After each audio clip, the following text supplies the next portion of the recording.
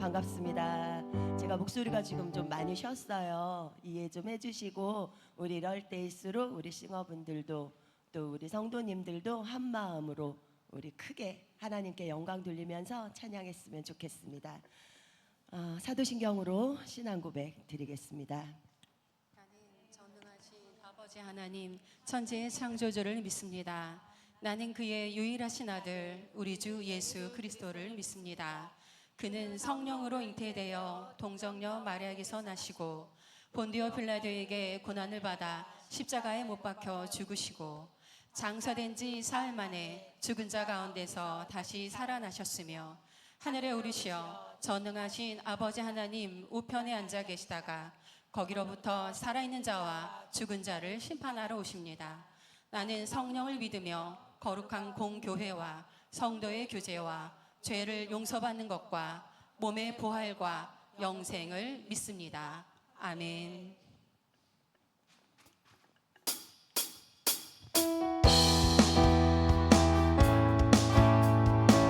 감사와 찬양 드리겠습니다.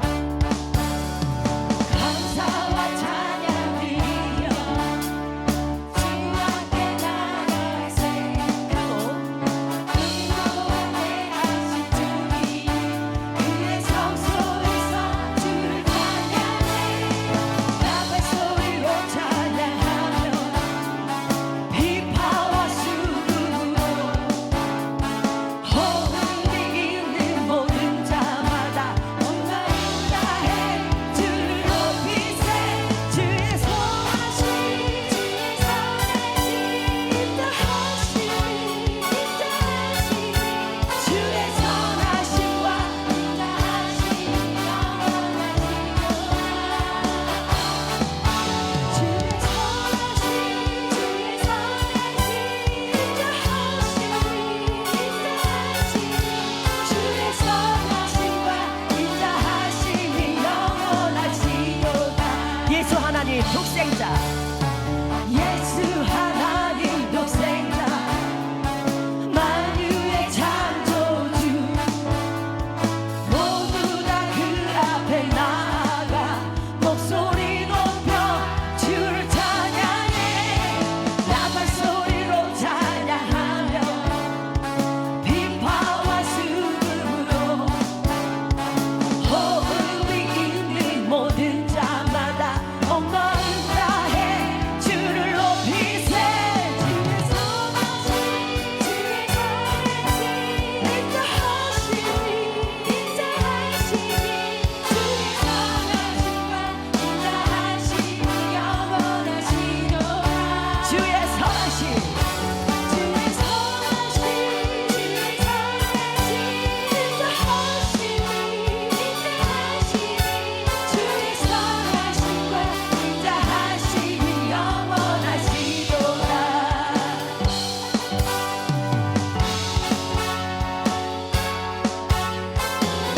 우리 조금 더 성도님들이 큰 소리로 같이 해주세요. 주의 선하심 주의 선하심 주의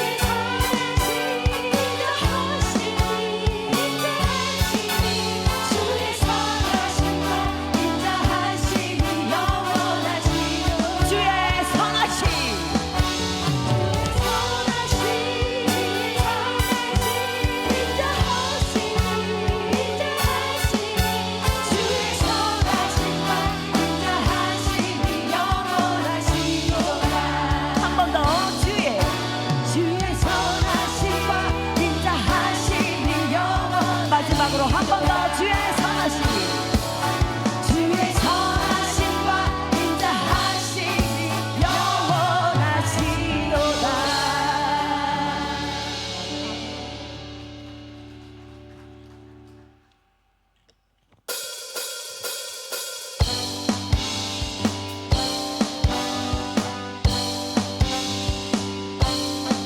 주 뜻대로 살기로 했네 주님 뜻대로 살기로 했네 주님 뜻대로 살기로 했네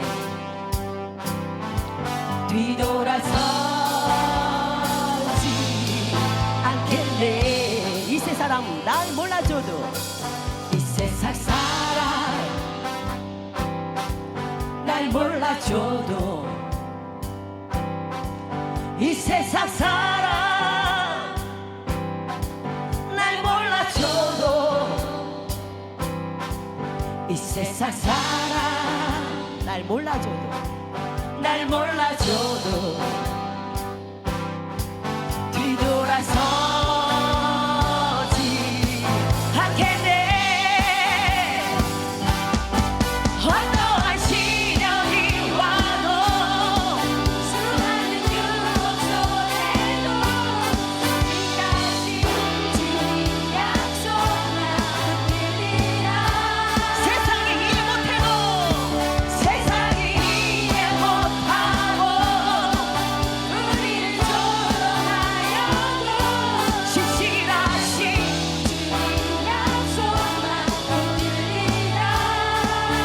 결코 돌아서지 않으리. 자 우리 이제 3절로 고백할게요. 세상 뒤지고 십자가 보내 세상 뒤지고 십자가만 십자가 보내 다시 한번 세상 등지고 세상 뒤지고 오로지 십자가만 십자가 보내 결단하겠습니다. 뒤돌아서지 않겠네. 어떠한 시련이 와도 수많은 유혹 속에도 신실하신 주님 약속만 붙들리라. 세상이 이해 못하고 우리를 조롱하여도 신실하신 주님 약속만 붙들리라. 결코 돌아서지 않으리. 한 번 더 결단할게요. 결코 돌아서지 결코 돌아서지 않으리. 한 번 더 마지막으로 결단합니다. 결코 돌아서지 않으리. 아멘. 우리 결단이고 고백입니다.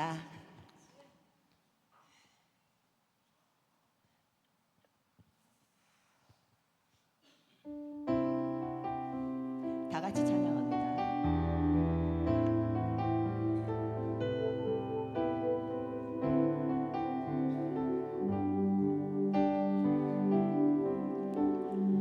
나의 가는 길 주님 인도하시네. 그는 보이지 않아도 날 위해 일하시네. 주 나의 인도자 항상 함께 하시네. 사랑과 힘 베푸시며 인도하시네. 다시 처음부터 고백할게요. 나의 가는 길 주님이 함께 하십니다. 나의 가는 길 주님 인도하시네. 그는 보이지 않아도 날 위해 일하시네. 주 나의 인도자 항상 함께 하시네. 사랑과 힘 베푸시며 우리 처음부터 한 인도하시네. 번만 더 고백할게요. 나의 가는 길 주께서 인도하십니다.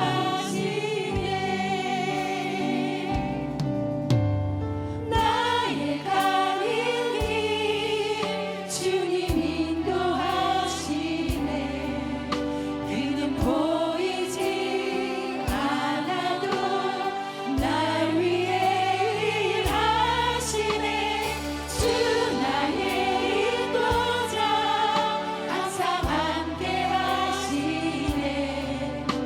사랑과 힘 베푸시며 한 번 더 고백할게요. 나의 가는 길 주께서 함께 하십니다.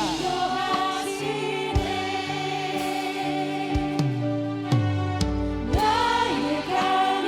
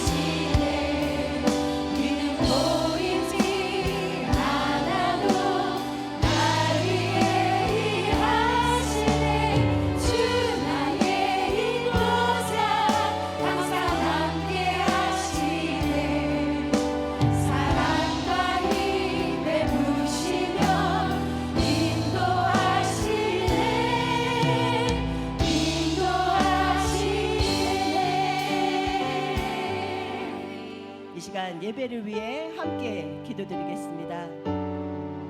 나의 모든 걸음을 주관하시는 하나님을 찬양합니다. 지금까지 살아온 인생 되돌아보니 단 한순간도 혼자인 적이 없었음을 고백합니다.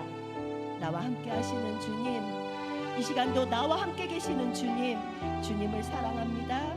주님을 바라봅니다. 주님, 우리의 인생을 온전하게 이끌어 주시고 부끄럽지 않은 주의 자녀로 살아가게 하여 주시옵소서. 나의 가는 길 함께하여 주시옵소서.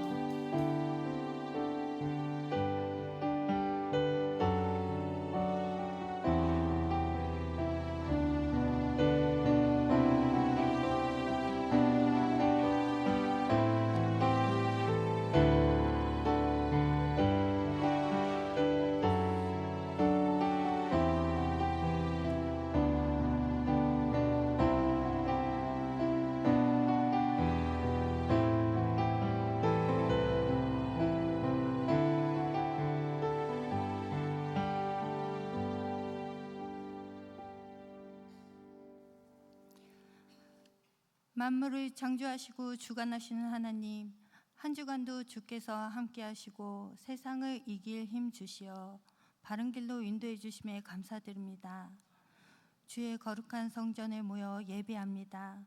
이웃에게 나눔과 섬김을, 성도 간의 사랑과 위로를 나누고 교제하며 하나 되게 하옵시며 하나님의 이름으로 널리 전파하고 선교하는 은성교회 되게 하옵소서.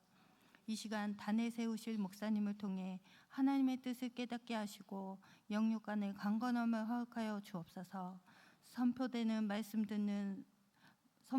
말씀을 성도들의 귀와 마음이 열려 성령으로 채워주시고 하나님의 말씀을 기억하여 꿈꾸는 삶 되게 하여 주옵소서.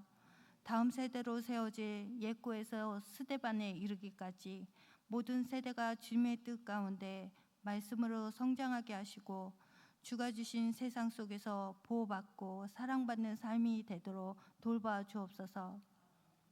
각 부서마다 준비하고 있는 성경학교와 수련회를 위해 기도 제목을 주께 올립니다.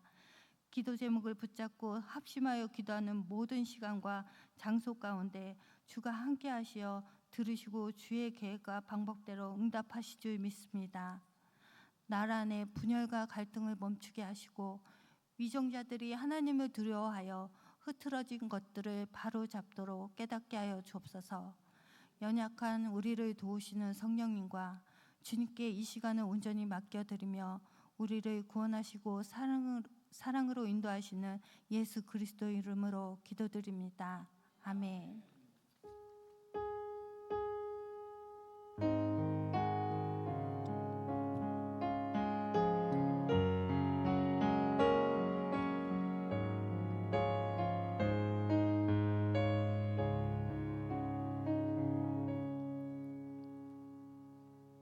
이 시간 하나님께서 우리에게 주시는 말씀은 고린도전서 9장 24절에서 27절 말씀입니다. 고린도전서 9장 24절에서 27절 말씀입니다.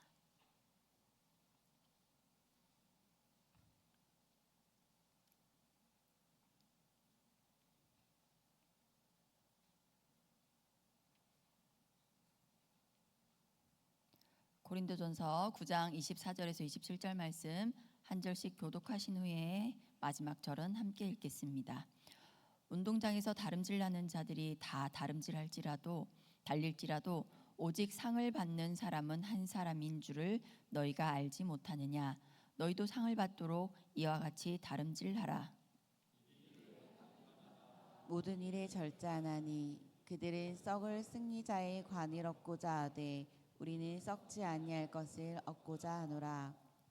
그러므로 나는 다름질하기를 향방 없는 것 같이 아니하고 싸우기를 허공을 치는 것 같이 아니하며 내가 내 몸을 처 복종하게 함은 내가 남에게 전파한 후에 자신이 도리어 버림을 당할까 두려워함이로다. 아멘. 할렐루야. 우리 옆에 분들과 이렇게 인사할까요? 나의 가는 길 뭐였죠? 주가 인도하시니. 나의 가는 길 주가 인도하십니다. 네, 여러분의 가는 길 주님께서 인도하실 줄 믿습니다. 찬양하면서 인사를 생각했는데 갑자기 생각이 안 나네요. 지난주부터 기질대로 쓰시는 하나님이라는 제목으로 말씀을 전하고 있습니다. 히포크라테스가 분류한 4가지 기질의 특징과 그 대표되는 성경 인물을 통해서 하나님께서 그 사람들을 또 그 기질을 어떻게 사용하셨는지 우리도 우리의 기질을 또 어떻게 사용하실지 기대하는 마음으로 말씀을 나누려고 합니다. PPT가 나와야 되는데요. 네. 기질에 앞서서 우리가 3가지 개념을 좀 이해해야 한다고 말씀드렸습니다. 기질과 성격과 인격, 이 3가지 개념을 좀 분리해서 이해해야 된다고 했습니다. 기질이라는 것은 타고난 본성이라고 그랬어요. 그래서 교육이나 무슨 환경에 따라서 별로 변하지 않는 특성이라고 말씀드렸어요. 그리고 성격은요, 그 기질을 바탕으로 교육이나 환경에 따라서 좀 변화된 생활 양식을 성격, 캐릭터라고 얘기를 합니다. 그런데 마지막으로 인격은요, 이 성격과 기질을 바탕으로 이제 나의 노력이 들어가요. 나의 가치관이나 선택에 의해서 내가 좀 노력해서 좋은 인격을 만들 수도 있는 거죠. 그래서 가장 겉으로 나 보이는 것이 사회적으로 형성되어 있는 것이 인격이라고 할 수 있습니다. 그래서 우리가 지금 공부하는 것은 기질. 기질은 변하지 않는 것, 잘 변하지 않는 것. 하나님께서 우리에게 고유하게 주신 특질들이라고 말씀드렸어요. 그래서 하나님께서 우리에게 주신 것들이기 때문에 뭐 내가 마음에 안 들 수도 있지만 하나님이 주신 선물이다라고 생각하고 나에게 부족한 점들, 나에게 연약한 점들을 좀 훈련해서 좋은 기질로만 발휘할 수 있도록 그래서 하나님께 쓰임 받는 우리가 되자 하는 말씀을 드리고 있는 것입니다. 그래서 히포크라테스는 사람의 몸에 있는 기질을 몸에 있는 책 4가지를 토대로 혈액, 황담즙, 흑담즙, 점액 이렇게 4가지의 비율에 따라서 뭐가 많은 사람이냐에 따라서 기질을 나누었다고 했어요. 현대의학으로 보기에는 조금 비과학적이다라는 얘기가 있어서 그런 면도 있지만 여전히 우리가 자신과 상대를 이해하고 또 훈련시키고 변화시키기에 서로 소통하기에는 참 좋은 도구가 된다고 말씀드렸습니다. 그래서 지난 시간에는 4가지 기질, 다혈질, 담즙질, 우울질, 점액질의 특징에 대해서 말씀을 드렸는데요. 다시 한번 정리를 해보도록 하겠습니다. 다혈질은요, 뜨거운 피가 가장 많다고 그랬어요. 그래서 활기가 있고 에너지가 넘치고 분위기를 주도하는 사람이라고 그랬어요. 그 장점은요, 그게 장점이겠죠. 밝고 활기차고 에너지가 넘치는 게 장점이에요. 그렇지만 단점은요, 그 에너지 때문에 말이 앞서는 거예요. 책임 못 질 말을 너무 잘하는 거예요. 그래서 약속을 남발하기도 하고 지키지 못할 맹세를 하고 이런 사람이 다혈질의 특징이었습니다. 그리고 담즙질은요, 담즙질은 간이 크다, 뭐 이런 말로 대표될 수 있는 사람이었어요. 그래서 이런 사람들은 리더의 기질을 많이 가지고 있는 사람들, 앞장서는 사람들, 그래서 앞만 보고 달리는 사람들. 그래서 장점으로는요, 추진력이 있겠죠. 뒤를 안 본대요. 추진력. 그러니까 담즙질을 생각하시면 여러분 경주마 있죠. 경주마. 앞만 보고 달리는 경주마를 생각하시면 돼요. 그래서 앞만 봐요. 이따가 언급하겠지만 앞만 보기 때문에 옆에 사람들을 못 봐요. 그래서 그런 담즙질의 특징과 또 장점이기도 하죠. 일을 해내고야만은 성과는 분명히 드러내는 사람들이에요. 그렇지만 단점으로는 옆에 사람들이 상처를 받기도 하고 그렇다고 합니다. 그 우울질의 특징은 예민한 사람들이에요. 우울하다는 건 아니라고 그랬어요. 뭐 우울할 수도 있겠지만 예민하고 그래서 걱정도 많고 염려도 많아요. 그렇기 때문에 맡은 일을 가장 깔끔하게 완수하는 사람이었어요. 묵묵히. 장점이기도 하고 단점이기도 하겠죠. 이 사람들은 오래 걸린대요.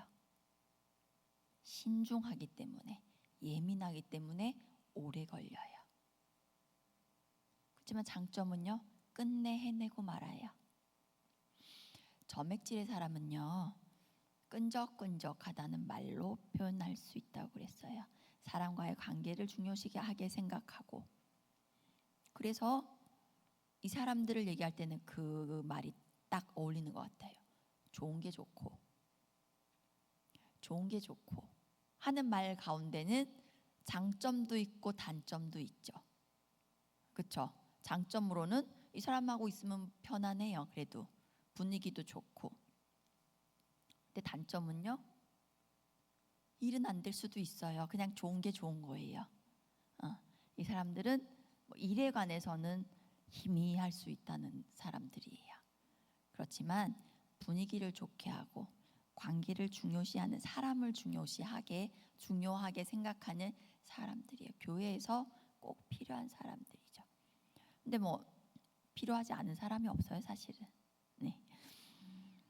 그래서 지난 시간에는 다혈질의 사람에 대해서 우리가 한번 얘기를 나눠봤는데요. 성경의 대표적인 인물 누구를 얘기했을까요?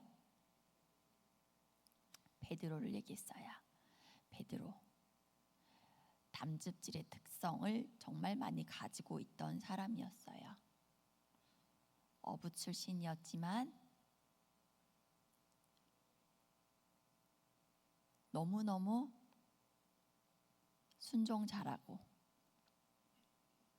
예수님을 따르기로 작정했을 때 그 끓는 피로 예수님께 헌신을 다했던 사람입니다.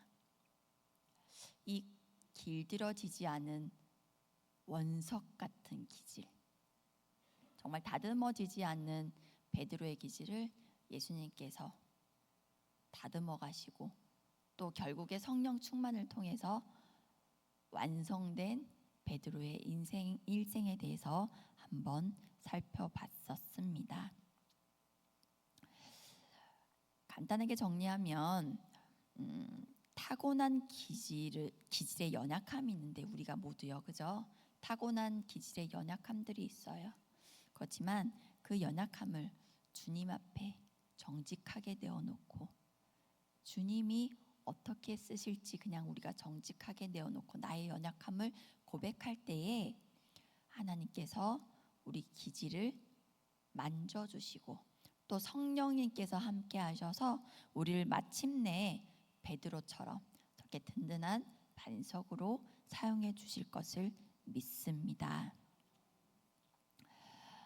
우리 마지막으로 다혈질에게 주시는 말씀 우리 함께 읽어보실 텐데요. 로마서 6장 12절 13절 함께요. 시작.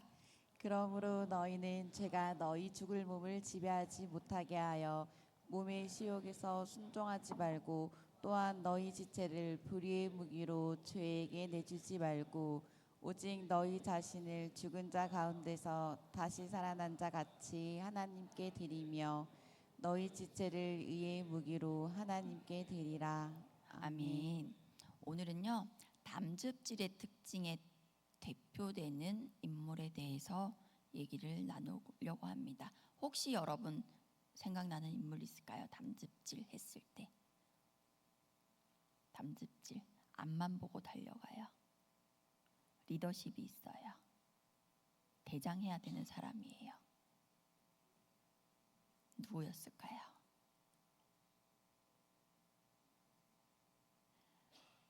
담즙질은 간이 크고요. 배짱이 두둑하다는 말로 표현할 수 있었습니다. 목적 지향적이에요. 목적. 그 목표만 쫓아서 쫓아가던 사람입니다. 추진력이 강하고요. 이를 해내는 성과가 확실한 사람이었습니다. 의지도 강하고요. 사물과 상황을 판단하는 능력도 뛰어나서 천상 리더예요. 그런데 단도직입적이고 지시적인 면들도 있대요. 그래서 위기 상황에서는 이 사람은 너무 독재적이야 라는 얘기도 들을 수 있습니다. 낙관적인 기질 때문에 실패를 인정하지도 않고요. 좌절하지도 않는데요. 낙심하지도 않는데요. 리더로서 정말 훌륭한 장점을 가지고 있는 사람이기도 하죠. 그런데 자기 확신이 너무 강하기 때문에 자기 생각이랑 다르면 쉽게 화를 내기도 한대요. 근데 화 많이 낼 것 같은 기질 또 어떤 기질 있어요? 다혈질이죠. 그냥 이름만 들어봐도 화가 많을 것 같은 기질이에요. 근데 자기랑 생각이 다를 때 화를 쉽게 내는 거는 다혈질도 담즙질도 마찬가지지만 다혈질은 자기가 화를 내고 쉽게 후회한대요. 괜히 화냈다. 근데 담즙질은요, 자기가 화를 내고도 남이 아픈지도 모른대요. 왜냐하면 왜 웃으세요? 담즙질은 앞만 보고 가기 때문에 그 목표를 위해서 아무것도 보이지 않는 사람들이기 때문에 내가 화를 냈는데 내가 화낸 것 때문에 옆에 사람이 힘든 거 아픈 거 모른대요. 무감각하대요. 그런 사람 옆에 계신가요?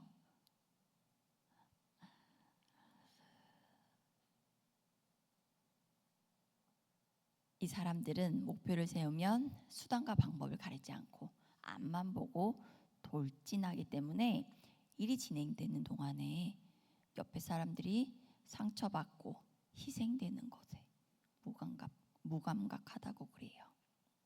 그래서 일은 되겠죠. 일은 되는데 사람은 잃는 거예요. 인정은 받지만 나중에 외롭게 되는 경우가 많다고 해요. 자기 확신이 워낙 크다 보니까 성급하기도 하고 교만해 보이기도 하는 거죠. 자, 이제 이 담즙질로 대표되는 성경 인물 누구냐면요. 뭐 많은데 이 사람 이름 들어보면 그러실 수 있을 것 같아요. 사도 바울이요. 감사합니다. 사도 바울이에요. 그렇지 않아요? 바울은 예수님을 만난 것도 엄청 극적으로 만났죠. 극과 극의 변화를 겪었던 사람이에요. 그날도 그 담즙질의 열심으로 예수 믿는 사람들을 박멸하려고 가던 길이었어요. 그러다가 그 다메섹으로 가던 중에 예수님을 만나고 그의 삶은 180도 변화되게 되었습니다. 바울은 어떤 사람이었냐면요, 히브리인 중에 히브리인이라고 얘기를 해요. 이게 무슨 말이냐면요, 대단한 민족주의자였다는 거예요. 이스라엘 사람들 이때 당시에 바울 당시에 예수님이 사셨던 그 당시에 다 헬라어나 아람어를 사용하셨어요. 예수님도 아람어를 많이 사용하셨죠. 성경에 나오는 달리다곰, 에바다, 엘리엘리 라마 사박다니 이런 게 아람어라고 해요. 그리고 성경은 헬라어로 기록됐죠. 그때 당시의 공용어가 헬라어나 아람어였어요.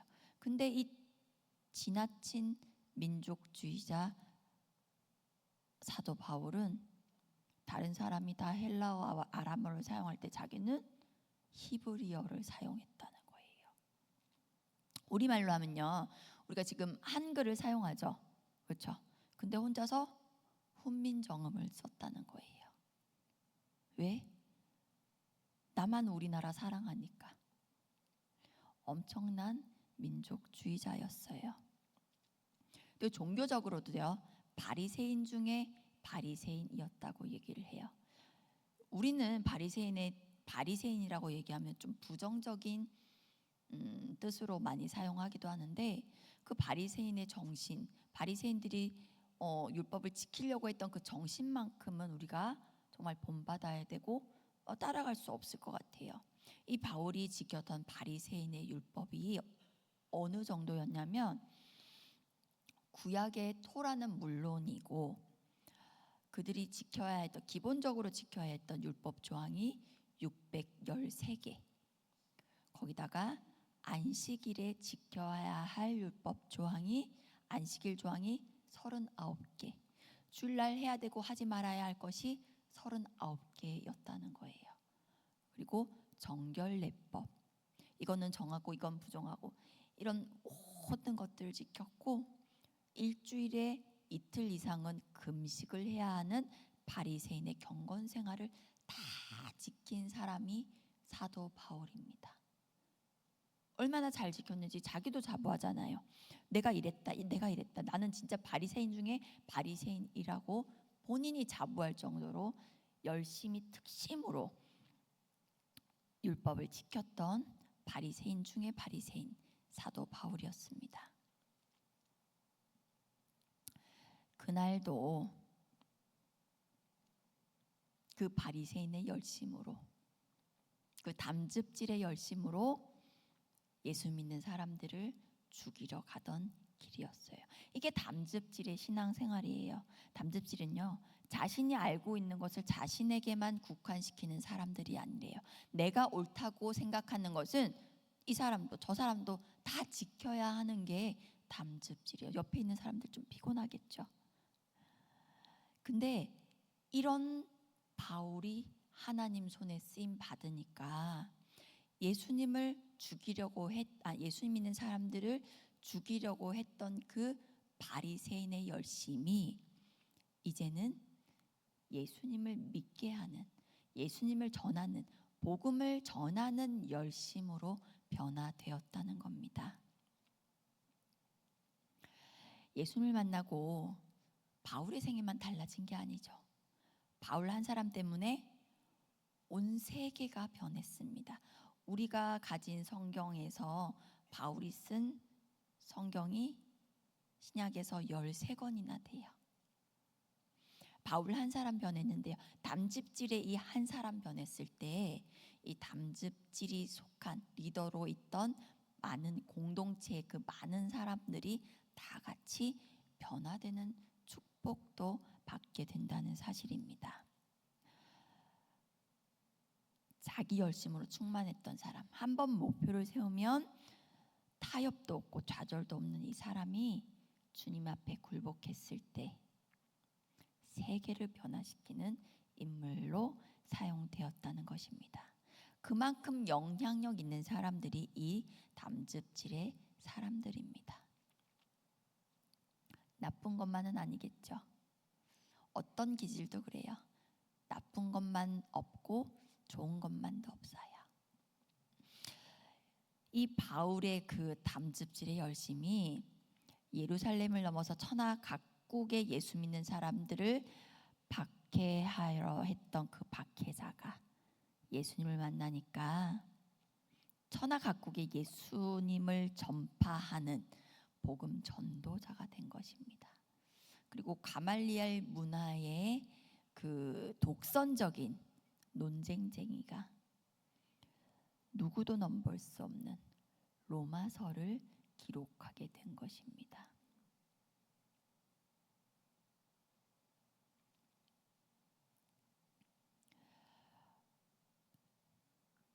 기독교 최고의 변증가로 쓰임 받게 된 거죠.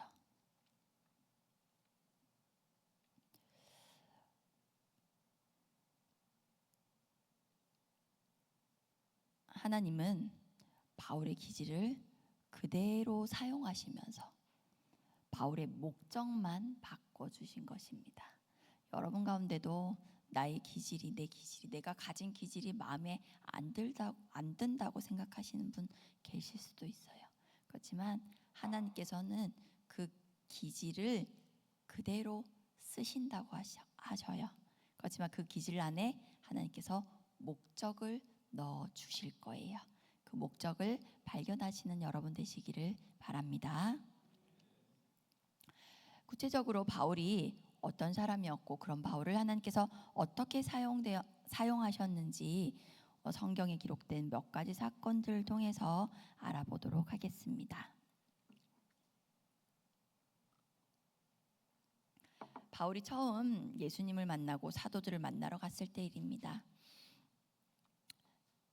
사도 바울이 예수님을 만나서 변화되었지만 어제까지, 조금 전까지 예수 믿는 사람들을 죽이려고 혈안이 되었던 사람입니다. 그런 사람이 사도들의 공동체에 들어왔어요. 그랬더니 사도들은 쉽사리 바울을 받아들일 수가 없었겠죠. 이 사람이 뭐 작전을 바꿔서 우리한테 접근하려고 했나? 그럴 수도 있겠죠. 그때 아무도 사도 바울을 받아들이지 못할 때 바나바가 이 사울을 만나서 이 사울의 신앙을 점검하고 사도들에게 사울을 소개하게 됩니다. 그래서 중간에서 이제 유화시키는 역할을 한 거죠. 그렇다면 이 바나바는 어떤 기질의 사람일까요? 점액질의 사람이겠죠. 예. 관계를 중요시하고 분위기를 부드럽게 만드는 사람, 점액질의 바나바입니다. 하지만 그럼에도 불구하고 사도들은 이 바울을 쉽게 받아들이지 못했어요. 그래서 바울은 다소라는 곳에 가서 10년 동안 성경에 기록되지 않는 무명의 시간을 보내게 됩니다. 말하자면 자숙의 시간을 보냈을 거예요. 자기 성찰의 시간이 아마 되었을 것 같습니다. 그러다가 안디옥 교회가 설립되고 교회가 부흥되면서 안디옥 교회에 지도자가 필요하다는 얘기를 듣고 이번에도 바나바가 사도 바울을 추천하게 돼, 그 자리에. 그래서 바울은 이때 안디옥 교회의 지도자로 가면서 이제 초대교회의 리더로 데뷔하게 된 것입니다. 그런데 그 기질이 어디 안 갔어요. 예수님을 믿고 그의 삶은 변화되었지만 여전히 불쑥불쑥 튀어나오는 그의 기질이 그의 숙제였던 것 같습니다. 우리도 마찬가지죠. 죽을 때까지 평생 우리의 마음에 들지 않는 기질과 싸워야 되고 훈련받아야 되고 성숙되어야 되고 성화되어야 하는 우리들입니다. 어떤 일이 있었냐면요. 베드로가 안디옥에서 이방인들과 식사를 하고 있었어요. 그때는 이미 이방인에게도 복음이 전해졌고, 그래서 할례나 무할례나 중요하지 않다라고 되어 있던 상태인데, 그때 베드로가 이방인과 식사를 하고 있어서 아무 문제가 되지 않는 상황이었어요. 근데 그곳에 보수주의자 유대인들이 찾아온 거예요. 그래서 베드로가 이방인과 식사하는 장면을 보게 됐어요. 그때 베드로는 그냥 식사하면 되는데 이 유대인들을 무서워해서 식사 안 한 척하고 딴청을 피운 거예요. 저 멀리 이방인과 떨어져 앉게 된 거예요. 그 장면을 목격한 바울이 참지 못하고 버럭 화를 내고 말았는데요. 갈라디아서 2장 14절에 바울이 회고한 내용이 있습니다. 바울의 고백입니다. 우리 함께 읽어볼까요? 시작.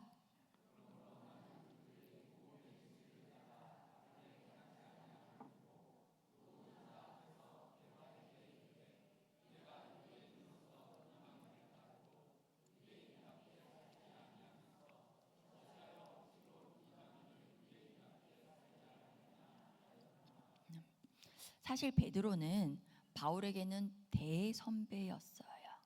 근데 그 대선배 베드로에게 바울이 이렇게 공개적으로 책망을 하고 지적을 한 거예요. 바울에게는 잘못한 사실만 보이고 대선배 베드로는 보이지 않았던 겁니다. 또요, 바울이 2차 전도 여행 때 마가를 안 데리고 간 사건이 있습니다. 원래 1차 전도 여행 때 바울은 바나바와 그의 조카 마가를 수행원으로 같이 데리고 갔었어요. 근데 웬일인지 마가는 도중에 예루살렘 자기 집으로 돌아가고 말았어요. 이 마가가 왜 돌아갔는지 성경에 구체적으로 기록되어 있지는 않지만 많은 학자들이 얘기를 합니다. 워낙 부잣집 아들로 귀하게 자라서 앞에 닥친 위험과 고생을 두려워해서 조금 겪어보니까 1차 전도 여행 때 조금 겪어보니까 이 뒤에 닥칠 고난이 무서워서 집으로 돌아갔다라는 얘기가 있습니다. 이 마가가 무슨 마가냐면요, 마가 요한의 다락방 있죠. 초대교회가 시작됐던 마가 요한의 다락방의 그 마가입니다. 엄청난 부잣집이죠. 엄청난 부잣집 아들로 귀하게 자라서 이 고생 앞에서 또 이 객지에서 향수병에 걸려서 집으로 돌아갔다라고 얘기를 하고 있어요. 어쨌거나 바울은 그런 마가에게 더 이상 기회를 줄 수가 없었어요. 그래서 2차 전도 여행 때는 마가를 안 데리고 가기로 한 겁니다. 지난번에 너 때문에 우리가 고생했었지. 너 하나 기다리느라고, 너 찾느라고 하나님 예수님의 복음을 전해야 하는 그 귀한 시간을 너 때문에 낭비했었잖아. 너같이 의지가 박약한 사람과는 내가 동역할 수가 없어. 바울은 단호했습니다. 그런 바울을 바나바가 중재했지만 이길 수가 없었습니다. 이 담즙질의 바울을 이길 수가 없었습니다. 그래서 이때 바나바와 갈라지고 바나바는 마가와 떠나고요, 바울은 실라와 떠나가는 계기가 되었습니다. 근데 바나바는 바울에게 있어서 엄청난 은인이잖아요. 처음 사도들에게 소개해줬던 사람도 바나바고, 안디옥 교회에 추천해준 사람도 바나바였습니다. 그런데 바울은 앞에 있는 일만, 목표만 보이던 사람이었다는 거예요. 근데요, 우리가 볼 때는 와, 바울 성질, 와, 대단하네 할 수 있지만 이 일도 나중에 하나님께서 선하게 사용하신 것을 알 수 있어요. 사도행전을 읽으시다 보면 나중에 이 일이 복음 전파에는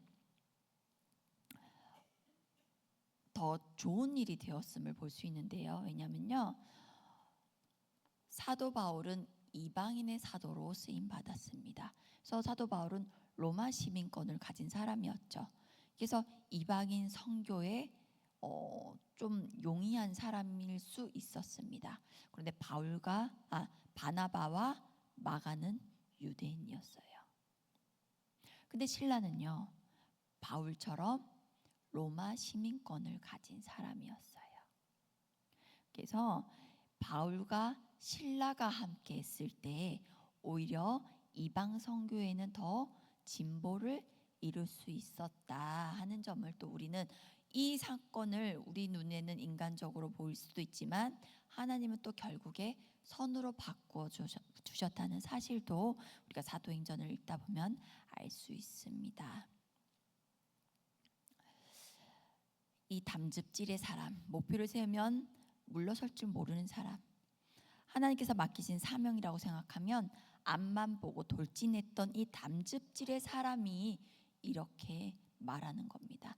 오늘 본문 말씀, 이 담즙질의 기질을 생각하시면서, 이 담즙질의 바울이라고 생각하시면서 오늘 본문을 다시 한번 읽어보시겠습니다.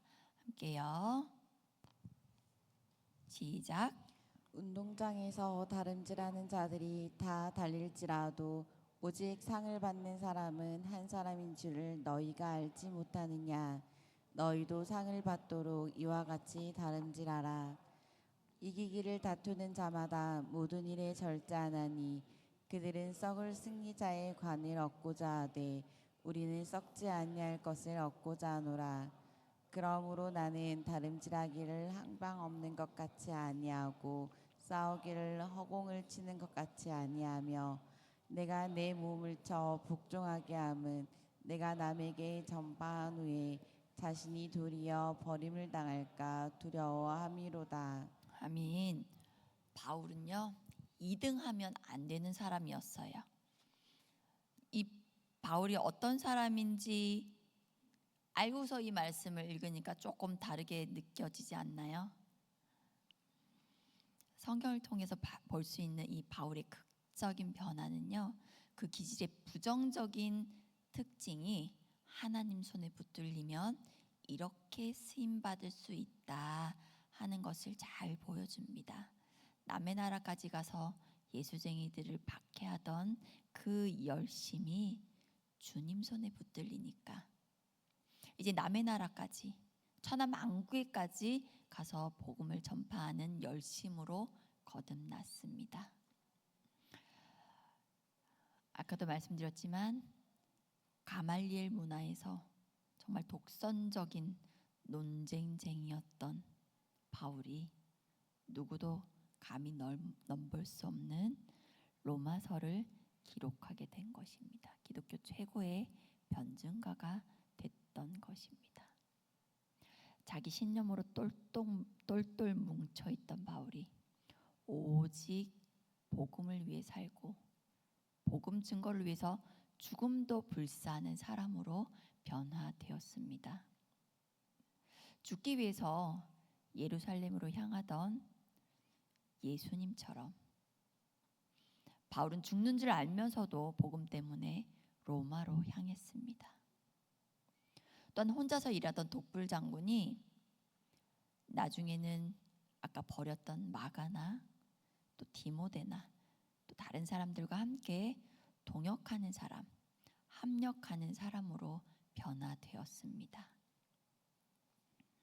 혹시 여러분 중에 본인이 바울과 같은 담즙질일 것 같다고 생각하시는 분 계신가요? 그렇다면 이런 점들을 기억하시고 실천해 보시길 바랍니다. 좀 더 나은 담즙질의 사람으로 쓰임 받을 수 있을 것입니다. 첫째로요, 사람 중심으로 보려는 노력이 필요합니다. 이런 담즙질의 사람들은 사람 중심으로 보려고 노력해야 됩니다. 일 중심으로 보다 보니까 상처받는 사람이 주변에 늘 있었던 것입니다. 나 때문에 상처받는 사람이 없는지 늘 살펴봐야 됩니다. 둘째는요, 다른 사람의 의견을 좀 들을 줄 알아야 합니다. 다른 사람의 얘기를 듣는 게 힘들다면요, 책에서 하는 얘기라도 들어야 한답니다. 그만큼 내 얘기만이 아니라 남의 말을 들을 줄 알아야 하는 사람이 이 담즙질의 사람이래요. 이 담즙질의 사람들의 좌우명으로는 이런 게 있다고 합니다. 내 사전엔 불가능이 없다. 시련은 있어도 실패는 없다. 이런 얘기를 하면서 돌진하는 사람들입니다. 근데 망하면 크게 망한다고 합니다. 셋째로 자기 자신도 늘 돌아봐야 합니다. 자기 자신을 돌봐야 합니다. 아닙니다. 돌아봐야 합니다. 너무 다른 차이죠. 자신만 돌보는 게 아니라 자신을 돌아봐야 한다는 겁니다. 자기 확신이 너무 강하기 때문에 자기 결점을 모를 수 있다는 거예요. 남의 결점은 너무너무 잘 보이는데 자기 결점에는 장님이 되기 쉽다고 합니다. 그리고 마지막으로 담즙질은 성령의 인도하심을 받아야 합니다. 다른 모든 기질도 마찬가지겠지만요, 이 담즙질에게는 성령님이 꼭 필요합니다.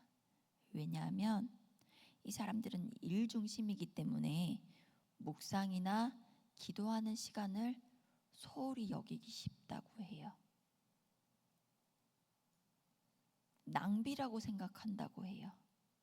왜냐하면 묵상이나 기도는 당장 성과가 나오지 않잖아요. 그러다 보니까 오직 활동, 오직 일만 하려고 하고, 그래서 성령의 인도하심을 놓치기 쉽다는 거예요. 남의 말도 안 듣고 성령의 인도하심도 안 들으면 어떻게 되겠어요? 정말 독불장군이에요. 어떤 기질보다도 이들이 기도 안 하기 쉽지만 어떤 기질보다도 기도해야 하는 기질이 담즙질입니다. 바울은 오늘 본문 27절에서 내 몸을 복종시킨다라고 표현했어요. KO시킨다는 거예요. 담즙질다운 표현이고 담즙질에게 꼭 필요한 고백입니다. 말씀 앞에, 주님 앞에 나를 복종시키시길 바랍니다. 그랬을 때 바울은 나중에 고린도전서 2장 3절에서 이렇게도 고백하고 있는 걸 볼 수 있습니다. 내가 너희 가운데 거할 때에 약하고 두려워하고 심히 떨었노라 라고 고백했습니다. 고린도 교회 가운데 있을 때에 두려워서 떨었다고 얘기를 하는 거예요. 독불장군 바울이 사람을 의식하는 사람으로 변화됐다는 거예요. 또한 쓸모없다고 생각했던 마가도 그의 생의 마지막에는 결국 함께했던 것을 볼 수 있습니다. 기질에 따라서 내 충동대로 살면 이 나쁜 기질이 내 주변 사람들을 아프게 하고 또 내 인생도 망하게 할 수 있지만, 성령 하나님께서 내 기질을 붙잡으셔서 사용하시면 내 기질의 최고의 장점들이 발휘되어서 아름다운 인생으로 쓰임받게 될 줄 믿습니다. 그러므로 성령의 역사 앞에서 온전히 나를 드리고 굴복시켜서 주님의 뜻대로 나를 빚어가시기를 기도해야 합니다. 담즙질의 사람 한 사람만 더 짧게 예를 들어보겠습니다. 바로 예수님의 제자였던 야고보입니다. 그는 목표가 정해지면 뒤도 돌아보지 않는 목표지향적인 사람이었습니다.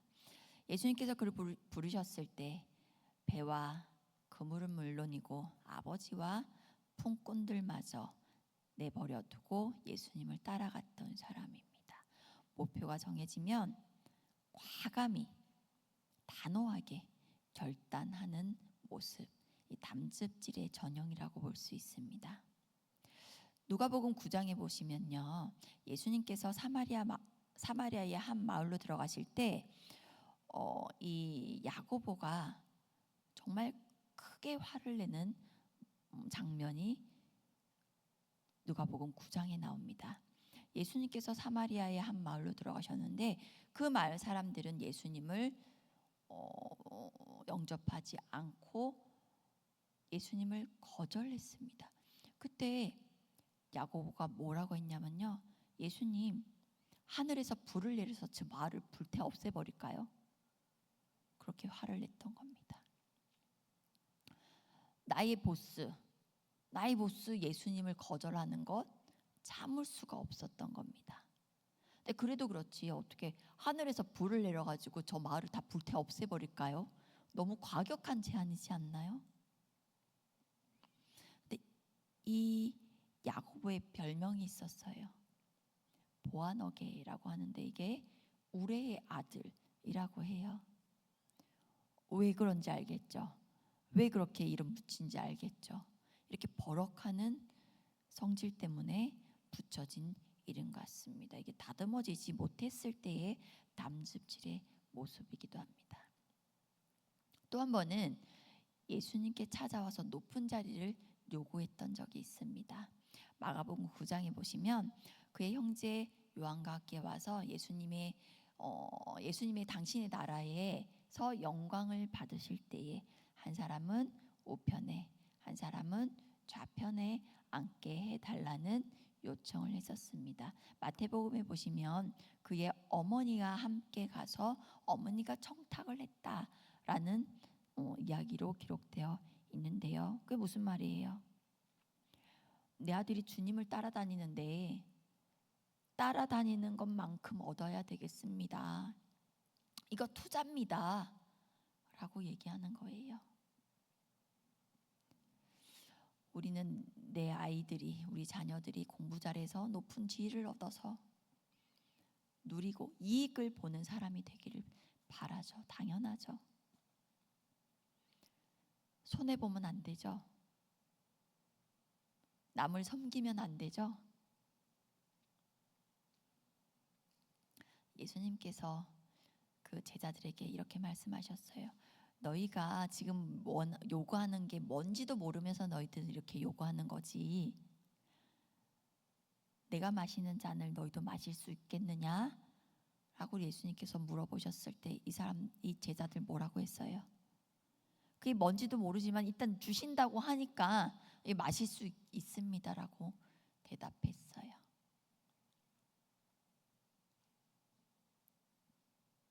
여러분, 내가 부모로서 우리 자녀들 도와주고 뒷받침해 주는 거, 우리 아이들에게 약이 되는지 독이 되는지도 모르고 자녀들에게 계속 투자하고만 있는지는 모르겠습니다.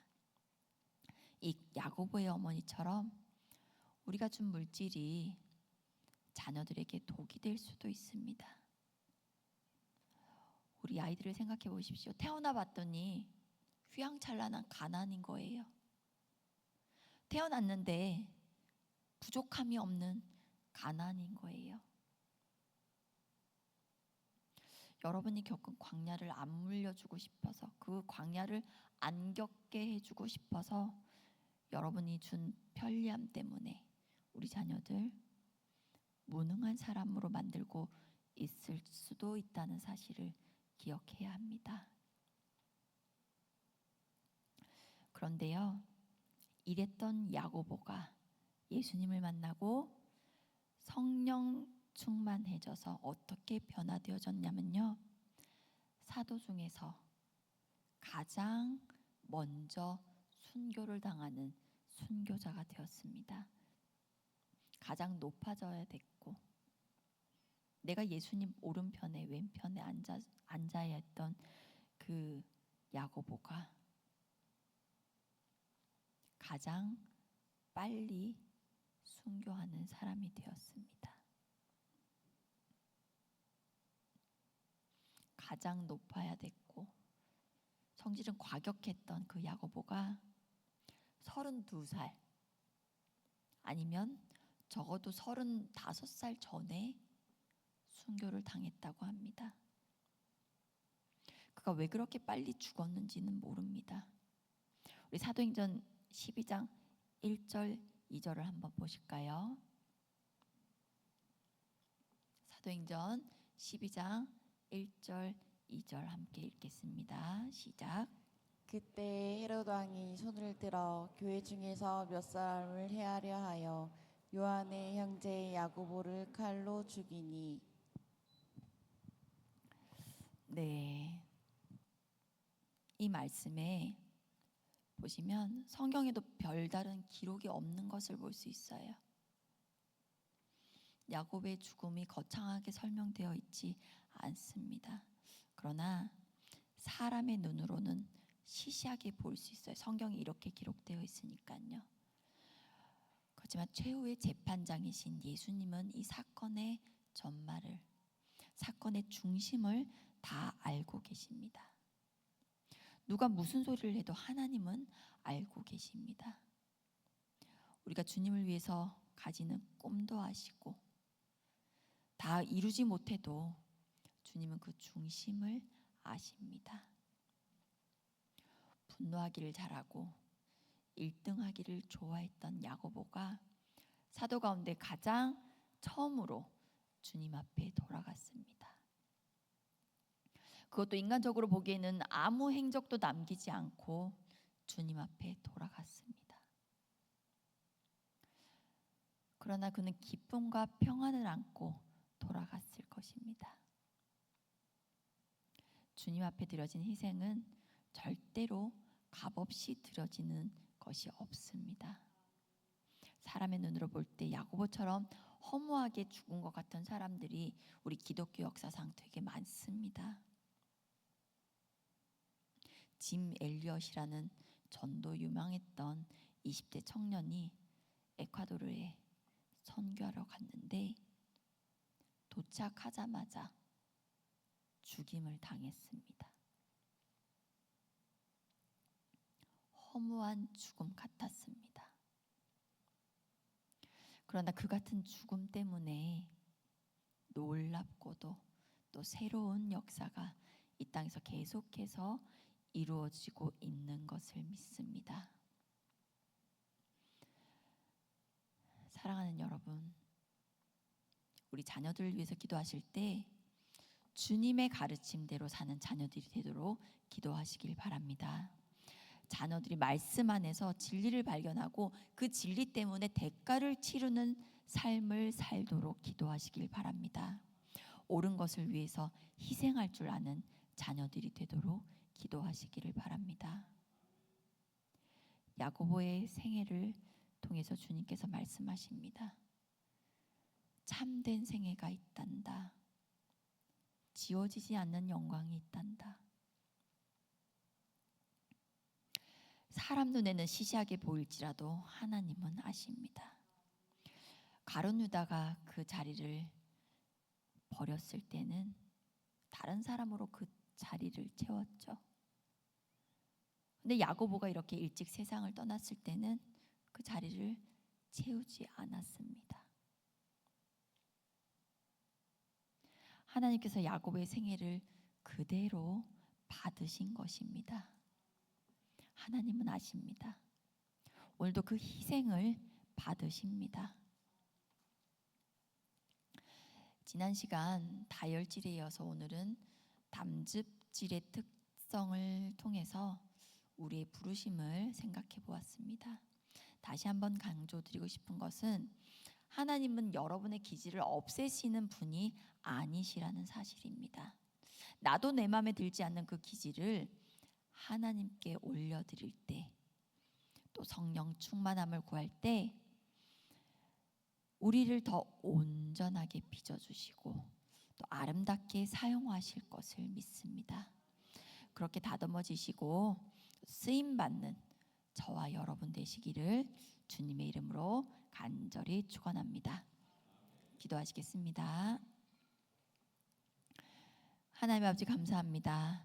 우리에게 늘 좋은 것으로 만족해 하시며 선하신 길로 인도하시니 참 감사를 드립니다. 나를 누구보다도 사랑하시며 내 길을 인도하시며 내 길을 친히 계획하신 하나님을 내가 신뢰합니다. 나의 걸음걸음을 지도하시며 인도하여 주옵소서. 사랑하는 우리 자녀들을 위해서 기도합니다. 우리 아이들 막막한 미래 앞에서 불안해하지 않게 하시고 그 길을 예비해 두신 하나님을 신뢰하게 하여 주옵소서. 아직 하나님을 인격적으로 만나지 못한 우리 자녀들이 있다면 주님 만나 주시고 비전과 사명을 발견하게 하여 주옵소서. 진행되고 있는 교회학교 여름 사역 가운데 함께 하셔서 성령의 임재가 있고 성령 충만함 받는 집회들이 되게 역사하여 주옵소서. 출타 중에 계신 담임 목사님을 지켜주시고 잠든 안식을 누리며 회복과 충전의 시간 되시도록 끝까지 인도하여 주옵소서. 우리 성도들 가운데 특별히 육신에 연약한 환우들 지켜주시고 주의 보혈로 씻고 덮으사 깨끗게 하여 주시옵소서. 한 주간도 말씀과 동행하며 승리하는 삶 살게 해주실 줄 믿고 감사드리며 예수님의 이름으로 기도합니다. 아멘. 광고 말씀드리겠습니다. 다른 것보다 지금 계속해서 진행되고 있는 교회 학교 여름 사역들을 위해서 기도해 주시길 바랍니다. 내일까지는요 어와나 영어 캠프가 교회에서 진행되고 있고 사무엘 여름 성경학교를 위해서 기도해 주시고 우리 이번 주 금요일은 목장 연합 기도회로 모입니다. 많은 성도들 같이 나와서 기도하시도록 많이 권면해 주시고 우리 목장지기 분들은 방학이지만 같이 연락하셔서 함께 기도하는 귀한 시간 되셨으면 좋겠습니다. 담임 목사님을 위해서 끝까지 기도해 주시고 또 남아서 교회를 돌보시는 우리 장로님들과 또 부교육자들 위해서도 함께 기도해 주시면 감사하겠습니다. 제가 기도하고 예배를 마치겠습니다. 이제는 우리 주 예수 그리스도의 은혜와 아버지 하나님의 변함없는 사랑과 성령님의 내주 감화 충만 교통하심이 나의 연약함이 주님의 선한 도구로 쓰임 받기까지 나를 쳐서 복종시키기로 결단하는 사랑하는 주의 자녀들과 이들의 가정과 삶의 터전 위에 지금부터 영원까지 함께 계시기를 간절히 축원하옵나이다. 아멘.